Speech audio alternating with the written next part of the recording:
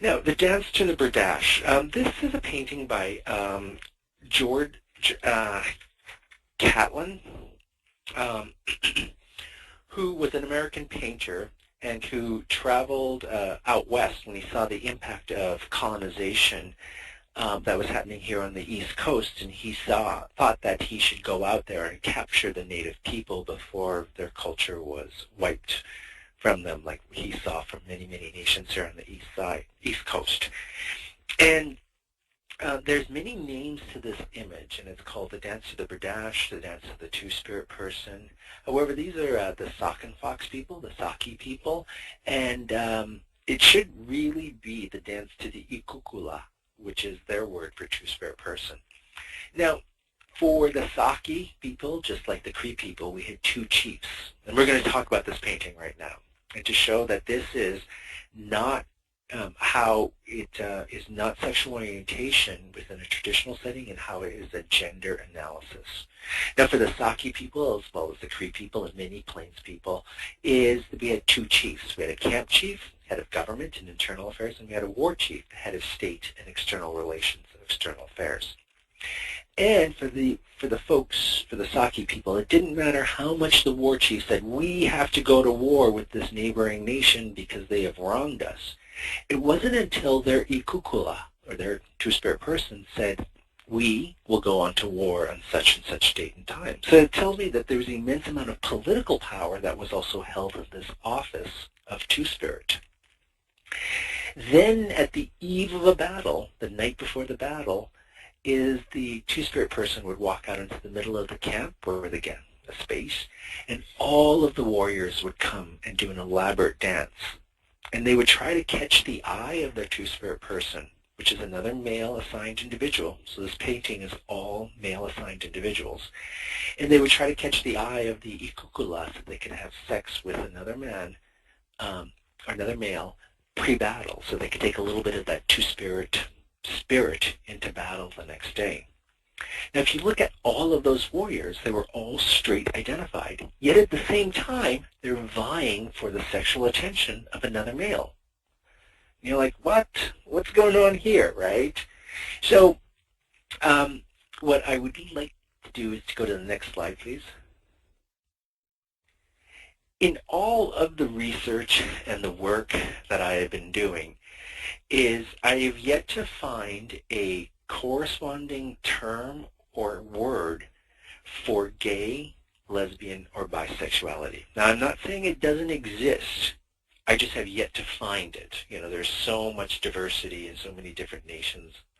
I just have yet to find a word in any language, traditional native language, that corresponds to gay or lesbian. In a traditional setting, or pre-contact setting, is that we were heterosexual normative, meaning how it's no different from how we define it today, in that you cannot have sex within your gender. Now this, in a four-gender system, also is the exact same concept. Like you wouldn't have two heterosexual men hooking up and having sex within their gender. That was a social taboo. Nor would you have two women hooking up and having sex within their gender, because that would be a social taboo. Similarly, what held true for those two genders held true for the two other genders. You would not have two male-assigned Two-Spirit people hooking up and having sex within their gender, and nor would you have two female Two-Spirit people hooking up and having sex within their gender.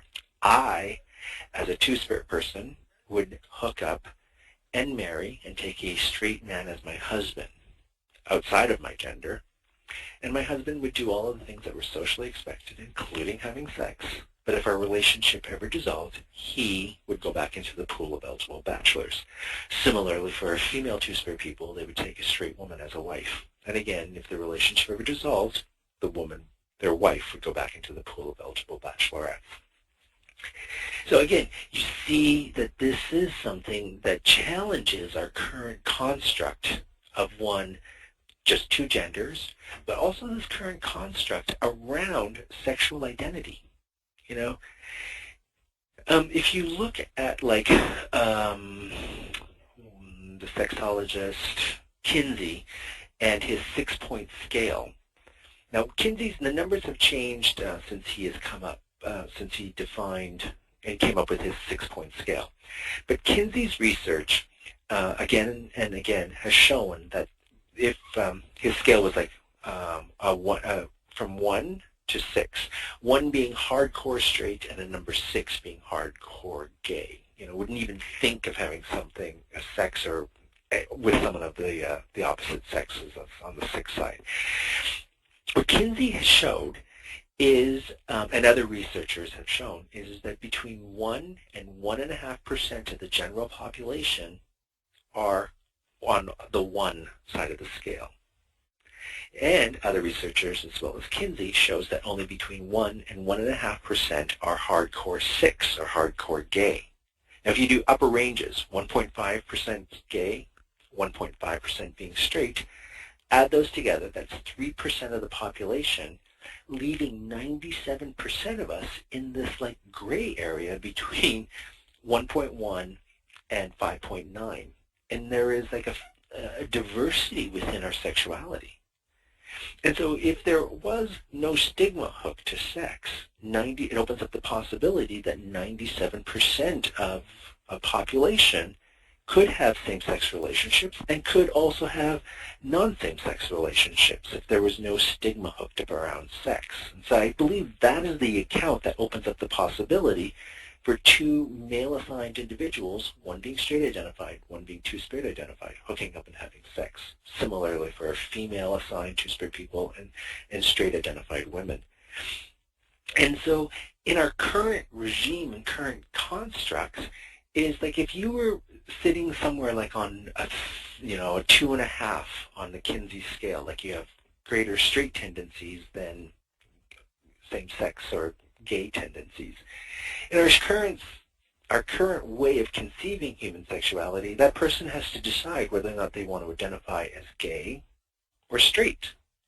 And if they make that decision, they're walling off parts of their sexuality and saying, and denying that they have any of these other feelings and that there is a richness and a depth to their sexuality.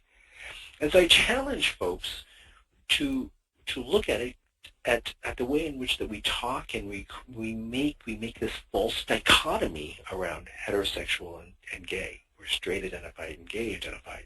Because research has shown time and time again that 97% of us dwell within this gray area, and that we're not all straight.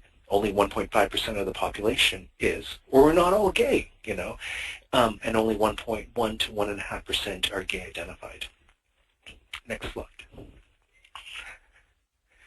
Polling question, and this is the last one.